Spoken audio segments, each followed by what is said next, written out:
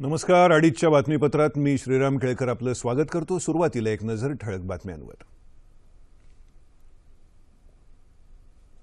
सियाचेनमधल्या हिमवादळातून बचावलेले lance नायक हनुमंत थप्पा यांची मृत्यूशी झुंज आज अखेर संपली. देशभरातून हळहळ व्यक्त. गुजरातमध्ये चकमकीत ठार झालेली इशरत जहा लष्कर तैयबाची आत्मघातकी हल्लेखोर. डेव्हिड हेडलीचा गौप्यस्फोट. मुंबई हल्ल्याच्या कटासाठी पाकिस्तानी गुप्तचर संघटना ISI कडून पैसे मिळाल्याची हेडलीची कबुली. अबुधाबीचे युवराज भारताच्या दौऱ्यावर. व्यापार, गुंतवणूक आणि संरक्षण क्षेत्रात सहकार्यावर देणार भर. बँकिंग आणि इतर प्रमुख कंपन्यांचे समभाग घसरल्यानं मुंबई शेअर बाजार निर्देशांकात 537 अंकांची मोठी घसरण. मुंबई गोवा महामार्गावर कणकवली नजीक बेळणेजवळ खासगी आरामगाडी आणि कंटेनर अपघातात 4 मृत्यू, 28 जण जखमी. आणि दक्षिण आशियाई क्रीडा स्पर्धेत भारताची घोडदौड कायम. 118 सुवर्णपदकांची कमाई. आणि आता पाहूया बातम्या विस्तारानं.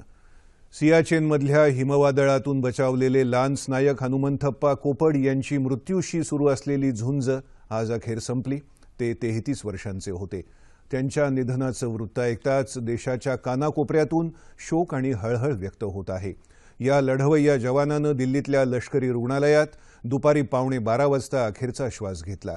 सियाचेनसारख्या आव्हानात्मक ठिकाणी देशाचं रक्षण करताना झालेल्या हिमवादळात गाडले गेलेले हनुमंत थप्पा यांच्यावर गेले 3 दिवस उपचार सुरू होते.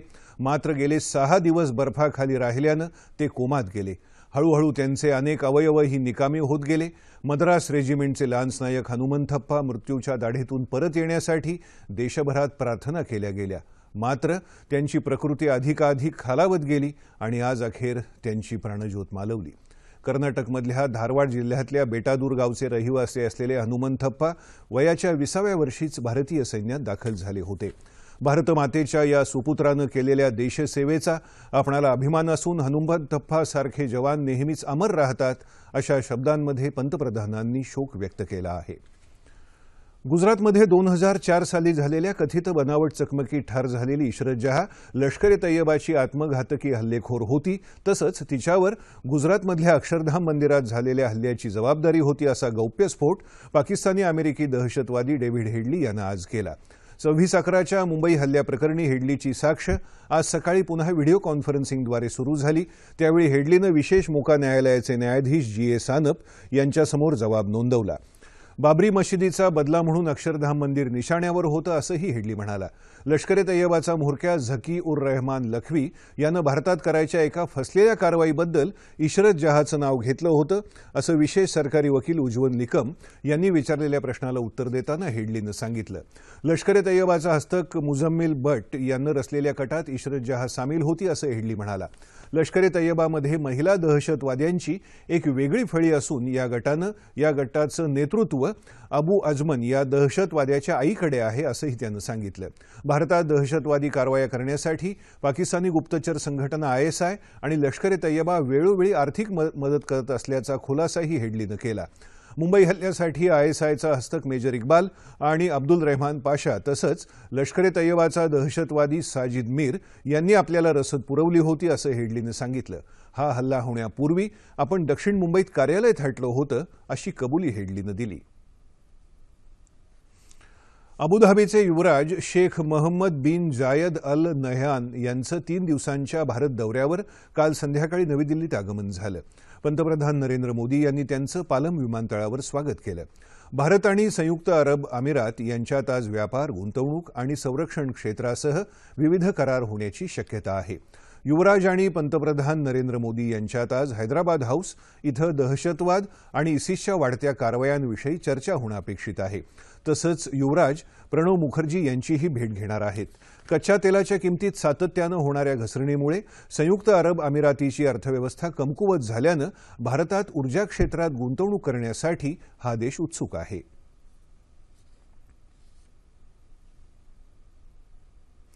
विधिमंडळाच्या अर्थसंकल्पीय अधिवेशनात मासेमारी विषयक सर्वंकष धोरण जाहीर करण्याचा सरकारचा प्रयत्न असल्याचं मत्स्य व्यवसाय विकास मंत्री एकनाथ खडसे यांनी सांगितलं। मुंबईतल्या तारापोरवाला मत्स्यालयात सहकार सुगंध या मासिकाच्या मच्छीमार विशेषांकाच्या प्रकाशन समारंभात ते काल बोलत होते। मासेमारी व्यवसाय वृद्धिंगत व्हावा, पारंपरिक मासेमारीला संरक्षण मिळावं, तसंच या व्यवसायात रोजगाराच्या मोठ्या संधी निर्माण होण्याच्या दृष्टीनं हे धोरण महत्त्वाचं असेल असं त्यांनी सांगितलं। या धोरणाला अंतिम स्वरूप देण्यापूर्वी मच्छीमारांकडून सूचना याव्यात अशी अपेक्षा खडसे यांनी यावेळी व्यक्त केली।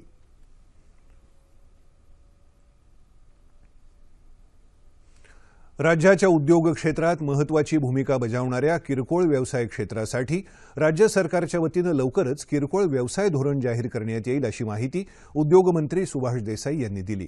मुंबईत रिटेलर असोसिएशन ऑफ इंडियाच्या वतीनं आयोजित रिटेल लीडरशिप समिट कार्यक्रमाच्या उद्घाटन प्रसंगी ते काल बोलत होते। मेक इन इंडिया सप्ताहात राज्य सरकार उद्योगांसाठी 5 महत्त्वाची धोरणं जाहीर करणार आहे, त्यात किरकोळ व्यवसाय धोरणाचाही समावेश करण्यात आल्याचं देसाई यावेळी म्हणाले।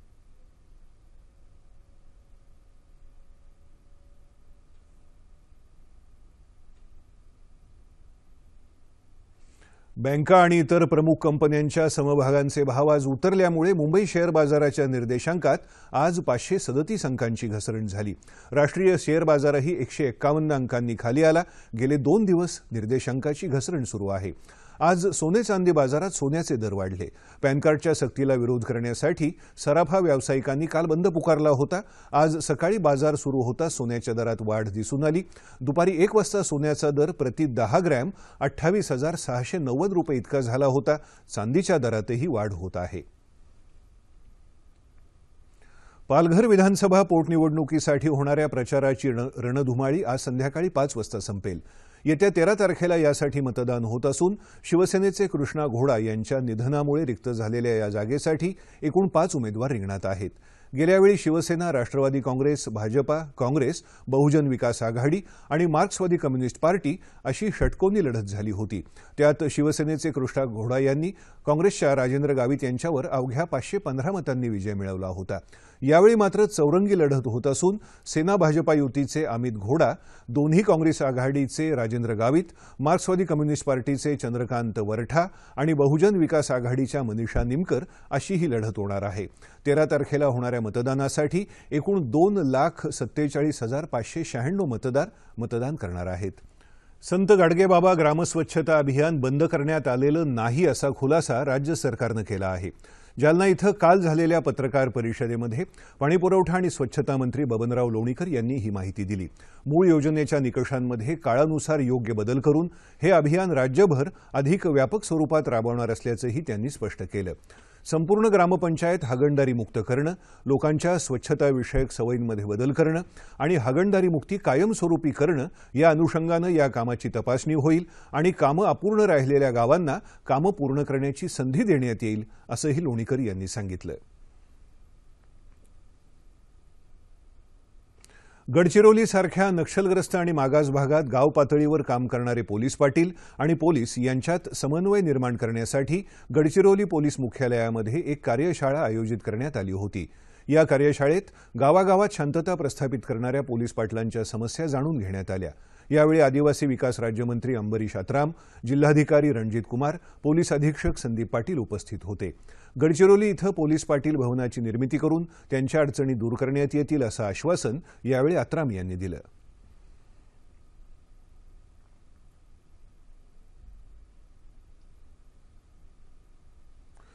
माहिती आणि प्रसारण मंत्रालयाच्या क्षेत्रीय प्रचार कार्यालयाच्या वतीनं बुलडाणा जिल्ह्यातील वरवट बकाल इथं सरकारी योजनांची माहिती आणि जनजागृती कार्यक्रमाचं आयोजन करण्यात आलं होतं।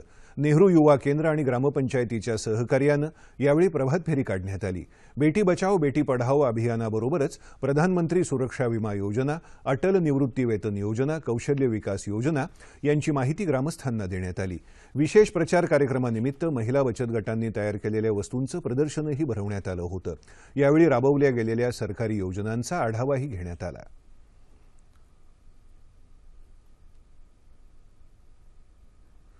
सोशल मीडियावरची आभासी मैत्री वास्तवात ठोस मोठं काम उभं करू शकते हे उस्मानाबादमधल्या तरुणांच्या एका समूहानं दाखवून दिलं आहे। फेसबुक आणि व्हॉट्सअपच्या माध्यमातून एकत्र आलेल्या या मित्रांनी गरिबांसाठी अन्नछत्र सुरू केलं आहे। जिल्हा रुग्णालय परिसरात सुरू असलेल्या या मोफत अन्नछत्राचा लाभ जिल्हाभरातून आलेले रुग्णांचे नातेवाईक, गोरगरीब तसंच दुष्काळग्रस्त घेत आहेत। आता या विधायक कामासाठी अनेकांचे मदतीचे हात पुढे येण्याची अपेक्षा व्यक्त होत आहे।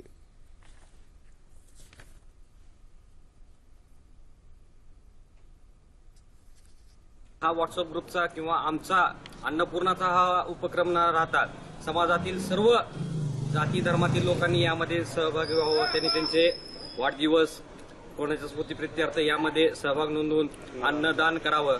अन्नपूर्णा ग्रुपमध्ये आम्ही 2 आमचे व्हॉलंटियर सिव्हिल हॉस्पिटलमध्ये जाऊन कुपन देतात। सर्व जणांना लोकांना आवाहन करतात की तुम्ही इथे जेवायला या, मोफत जेवण मिळेल म्हणून, आणि सर्व लोक इथं जेवायला येतात। जेवण चांगल्या प्रकारे भेटत आहे आणि सर्व लोकांची व्यवस्थित पाण्याची पण सोय आहे, जेवणाची पण व्यवस्था आहे आणि गरजू लोकांचं चांगलं जेवण भेटत आहे आणि असंच चालू कायमस्वरूपी असंच चालू राहावा। अपार कष्ट, त्यातून मिळणारी तुटपुंजी कमाई आणि त्यातून हाकला जाणारा संसाराचा गाडा, ऊसतोडणी मजुरांचं हे वास्तव।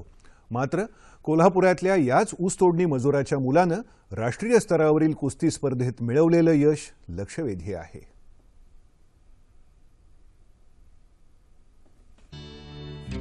घरची आर्थिक परिस्थिती बेताची, वडील ऊसतोड मजूर, या सगळ्यातून मार्ग काढत शुभम कृष्णात चव्हाण या 16 वर्षाच्या शाळकरी मुलानं कुस्ती स्पर्धेत महाराष्ट्राला सुवर्ण पदक मिळवून दिलंय।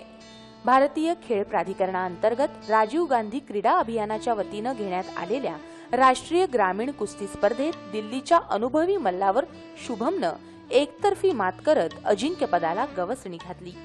खूप मेहनत करून ऑलिम्पिक गाठायचं शुभमचं ध्येय आहे। गेल्या 4 वर्षापासून मी बलबीन तालीम येथे सराव करतो। माझी सकाळी उठल्या 500 सपाटे मारतो, 3 किलोमीटर रनिंग करतो, 25 दौड चढतो। माझे पुढचे स्वप्न आहे इंटरनॅशनल मध्ये मला गोल्ड मेडल मिळवायचं। कोल्हापुरातल्या दिंडनेरली या छोट्याशा गावात कुस्तीला पोषक अशा सोयीसुविधा नसताना तांबड्या मातीत घाम गाळून शुभमने मिळवलेल्या या देदीप्यमान यशाचं सर्वत्र कौतुक होत आहे। गावात जे काही सुविधा अपुऱ्या पडतात त्यासाठी आम्ही गावातल्या अशा म्हणजे दानशूर व्यक्ती असतील किंवा यांना असतील त्यांच्याकडे म्हणजे आर्थिक सहाय्य मिळावं अशी म्हणजे आमची इच्छा आहे आणि ते देतील वाटतंय आम्हाला। प्रॅक्टिससाठी काय लागल ते साधन सामुग्री म्हणा किंवा त्याचा मानधनसाठी काय लागल ते आम्ही ग्रामपंचायतीच्या वतीनं असू दे किंवा आम्ही इतर संस्थेच्या माझ्या सर्व सहकाऱ्यांच्याकडून थोडं हे देऊन ते आम्ही सहकार्य नक्कीच करू। शुभमने सध्या कोल्हापूर शहरातल्या नामांकित मोतीबाग तालमीत सराव सुरू केलाय। अनेक प्रसिद्ध कुस्तीपटूंचं त्याला मार्गदर्शन मिळतंय। खडतर वाटेतून सुवर्ण कामगिरी करणाऱ्या कोल्हापुरातल्या या रांगड्या मल्लाला त्याच्या पुढील कामगिरीसाठी अनेक शुभेच्छा।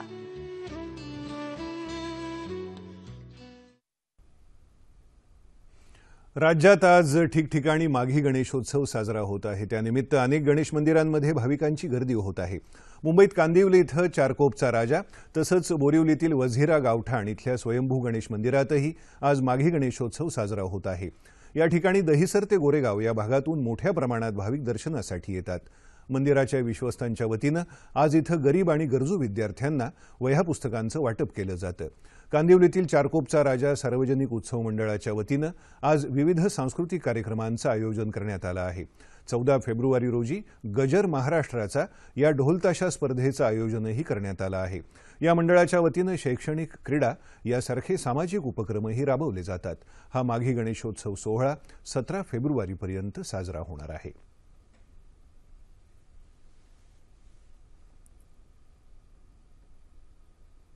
विद्यमान शिक्षण व्यवस्थेत मानवी दृष्टिकोनाचा अभाव जाणवत असल्यामुळे देशातल्या विद्यापीठांनी मानवी मूल्याधिष्ठित शिक्षण दिलं पाहिजे असं मत माजी राष्ट्रपती प्रतिभा पाटील यांनी व्यक्त केलं।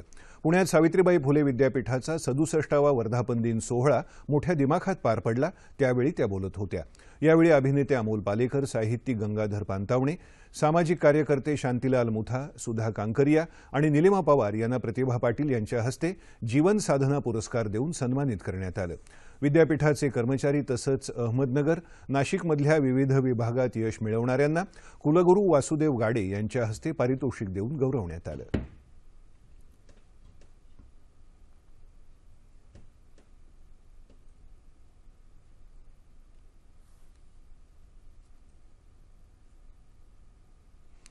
भारतीय बौद्ध महासंघाचा यंदाचा रमाई गौरव पुरस्कार कॉम्रेड किरण मोघे यांना ज्येष्ठ समाजवादी नेते भाई वैद्य यांच्या हस्ते काल पुण्यात प्रदान करण्यात आला।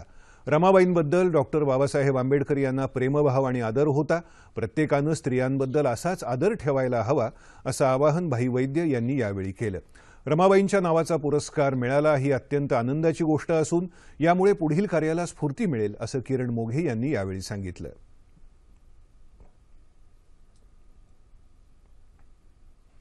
वाशिम इथं जिल्हा ग्रंथालय, राज्य मराठी भाषा विभाग आणि राज्य साहित्य संस्कृती मंडळ यांच्या वतीनं आयोजित 3 दिवसीय ग्रंथोत्सवाचा काल समारोप झाला।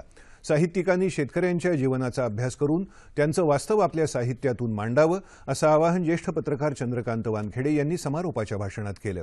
या ग्रंथोत्सवाला साहित्यप्रेमींचा उत्स्फूर्त प्रतिसाद मिळाला। पुस्तक खरेदी, परिसंवाद, कवी संमेलन आणि कथाकथन आदी कार्यक्रमांची मेजवानी रसिकांना मिळाली।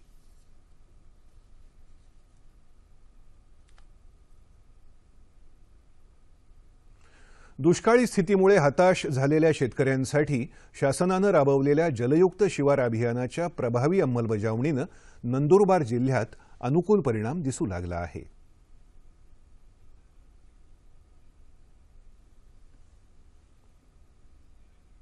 पाण्याचं दुर्भिक्ष असलेल्या नंदुरबार जिल्ह्यातल्या नवापूर, नंदुरबार, शहादा, अक्कलकुवा आणि अक्राणी या 5 तालुक्यातल्या 72 गावांमध्ये जलयुक्त शिवार अभियान राबवण्यात येत आहे। या अंतर्गत सिमेंट बंधारे, माती नाला बांध, नाला खोलीकरण, ठिबक सिंचन अशी विविध कामं करण्यात येत आहेत। या परिसरामध्ये नाला खोलीकरण, बांध बंदिस्त आणि गाळ काढण्याचे काम मोठ्या प्रमाणात केल्यामुळे आज पाण्याची साठवण क्षमता वाढून गेलेली आहे आणि आजूबाजूच्या क्षेत्रामध्ये विहिरींना पाणी आलेलं आहे वरती आणि मे एंड पर्यंत लोकांना पिण्यासाठी पाणी सुद्धा उपलब्ध चांगल्या प्रकारे होणार। एकूण 2978 कामांचं लक्ष्य असून आतापर्यंत सुमारे 2532 कामं पूर्ण झाली आहेत। यासाठी सुमारे 32 कोटी 21 लाख रुपये इतका निधी खर्च झाला आहे। यात सर्वाधिक 1039 कामं ही एकट्या कृषी विभागानं केली आहेत। या कामांमुळे सुमारे 25 लाख टीएमसी पाणी साठा होणार असून दोनदा पाणी दिल्यास 8261 हेक्टर शेतजमीन सिंचनाखाली येणार आहे। विविध शास्त्रशुद्ध पद्धतीनं पावसाचं वाहून जाणारं पाणी अडवलं जात असल्यानं विहिरी आणि हातपंपांमध्ये पाणी साठू लागलं आहे। सर्व जलयुक्त शिवार अभियान कार्यक्रमातील उपचाराच्या माध्यमातून भूगर्भातील पाण्याची पातळी सर्वसाधारणपणे 1 ते 2 मीटर वाढलेली आहे। सिंचनासाठी पाणी उपलब्ध असल्यानं कोरडवाहू खडकाळ शेत जमिनीतही हिरवळ दिसू लागली आहे। विशेषतः ठाणेपाडा, नावगाव, खडकी, भालेर या गावांमध्ये या अभियानाचे चांगले परिणाम होताना दिसत आहेत। आमची विहीर पहिल्यांदा अगदी कोरडी होती, बंधारा झाल्यामुळे पाणी आलं त्याला आणि आम्ही गहू आणि कांद्याची लागवड केलेली आहे। एकंदरीतच शासनाच्या या जलयुक्त शिवार अभियानामुळे शेतकऱ्यांचं जीवनमान उंचावलं आहे। धुळे जिल्ह्यातल्या मलांजन या गावातल्या सर्व घरांमध्ये गावकऱ्यांनी शौचालय बांधली असून हे गाव आता 100% हागणदारी मुक्त झालं आहे। स्वच्छ भारत अभियानाअंतर्गत वैयक्तिक शौचालय बांधकाम करणाऱ्या पात्र 30 लाभार्थ्यांना प्रत्येकी 12,000 रुपयांच्या अनुदानाचे धनादेश काल जिल्हा परिषदेचे मुख्य कार्यकारी अधिकारी ओमप्रकाश देशमुख यांच्या हस्ते देण्यात आले। गावकऱ्यांनी उत्तम प्रकारची शौचालय बांधली असून आता हे गाव घनकचरा आणि सांडपाणी व्यवस्थापनाच्या अनुदानासाठी पात्र ठरलं आहे असं देशमुख यावेळी म्हणाले। इतर गावांनी आपली गावं हागणदारी मुक्त करावी असं आवाहनही त्यांनी यावेळी केलं। मुंबई गोवा महामार्गावर सिंधुदुर्ग जिल्ह्यात कणकवलीजवळ बेळणे इथं मध्यरात्री झालेल्या अपघातामध्ये 14 जणांचा जागीच मृत्यू झाला तर 28 जण जखमी झाले। जखमींपैकी 4 प्रकृती गंभीर असून दोघांना ओरोसच्या रुग्णालयात तर दोघांना गोव्याला हलवण्यात आलं आहे। गोव्याकडून लोणावळ्याला जाणाऱ्या खासगी बसची आणि रत्नागिरीहून कर्नाटकला जाणाऱ्या कंटेनरची समोरासमोर धडक झाल्यानं हा अपघात झाला। मृतांमध्ये खासगी गाडीचे दोन्ही चालक आणि कंटेनरचा चालक यांचा समावेश आहे।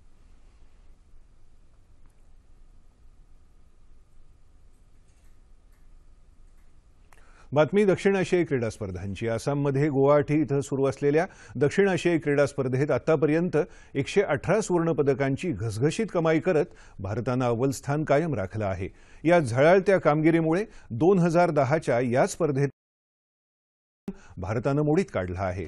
खेळाचे आणखी 6 दिवस बाकी असून येत्या काळात भारत 150 सुवर्णपदकांचा आकडा पार करेल अशी चिन्ह दिसतायत. आज महिला आणि पुरुषांचे मैदानी खेळांचे सामने होतील. 63 रौप्य आणि 17 कांस्य पदकासह भारतानं आतापर्यंत एकूण 198 पदकांची कमाई केली आहे.